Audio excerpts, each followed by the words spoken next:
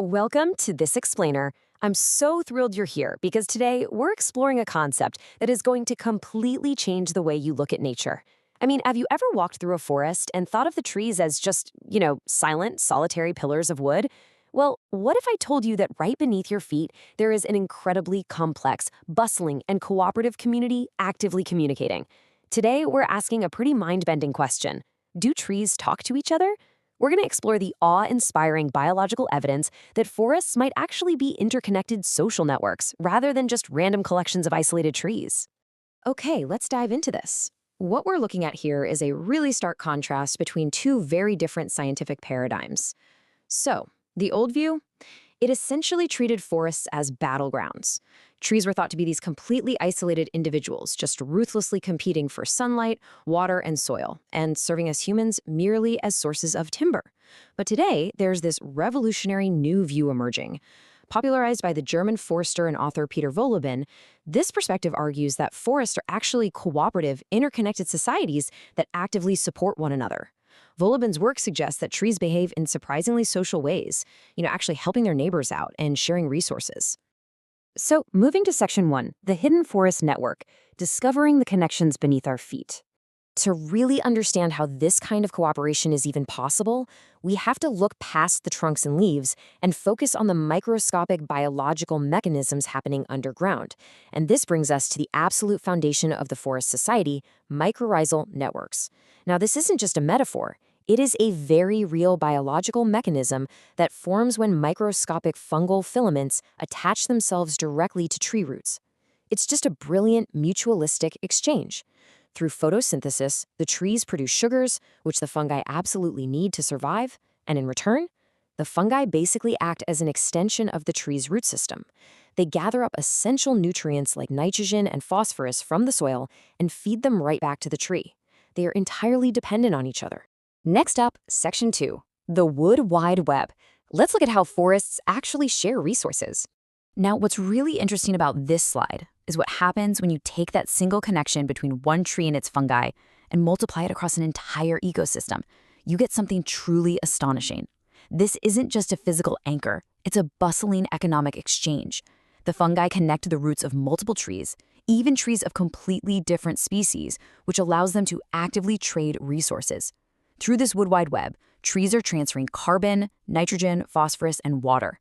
But okay, it gets even more fascinating. They're also sending chemical and electrical distress signals when they're under threat. And incredibly, they share sugars to keep struggling saplings alive in the deep shade and can even pump nutrients to keep damaged or dying trees alive for years. It's just wild.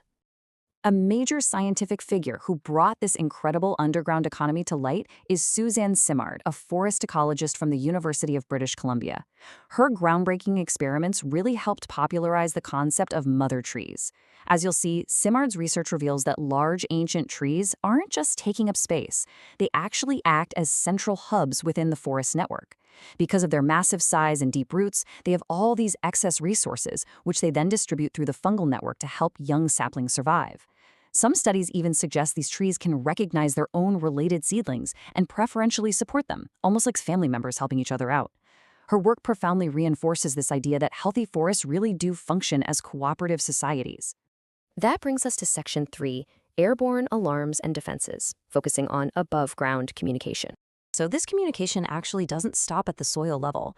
Let's shift our focus to the incredible ways trees communicate through the air. Picture this. A giraffe walks up and begins to eat the leaves of an African acacia tree. The very moment that tree is attacked, it releases a chemical signal, specifically ethylene gas, right into the air. Nearby acacia trees detect this airborne warning drifting on the wind. And here's the crazy part.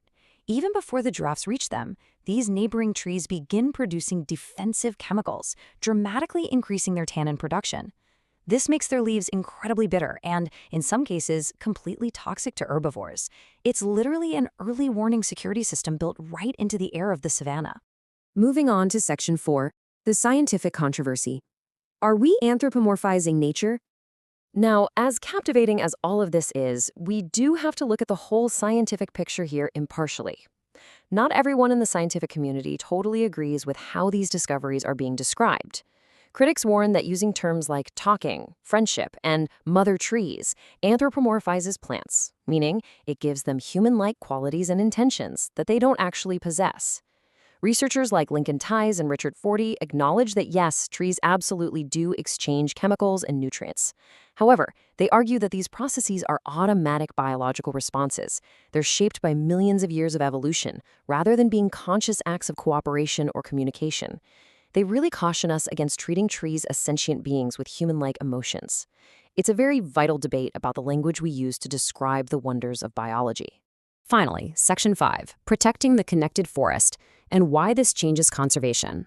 Despite this debate over the terminology, whether we call it friendship or an evolutionary biological response, the underlying physical reality of these networks has massive real-world implications for how we treat our environment. If forests are far more complex and interconnected than we once believed, we just can't view them anymore as isolated columns of timber waiting to be harvested. They're living ecosystems built on deep relationships. And this matters because when we log a forest and cut down those large ancient trees, those central hubs or mother trees, we aren't just removing a single plant. We actually risk damaging the entire invisible support system that keeps the surrounding younger trees alive. These underground networks are exactly what help entire forests recover from disease, withstand devastating storms, and survive the increasing pressures of climate stress. Which brings us to a really crucial question I want to leave you with today. If cutting down just one old tree severs a whole network, how must we change the way we view and manage our forests? This science completely challenges our traditional view of nature, revealing dynamic communities filled with hidden connections. It asks us to look at conservation not just as saving individual trees, but as preserving complex, ancient networks. I really hope this explainer has sparked your curiosity today, and that the next time you take a walk through the woods, you'll look down at the soil and just marvel at the bustling, connected society working right beneath your feet. Thanks so much for learning with me today.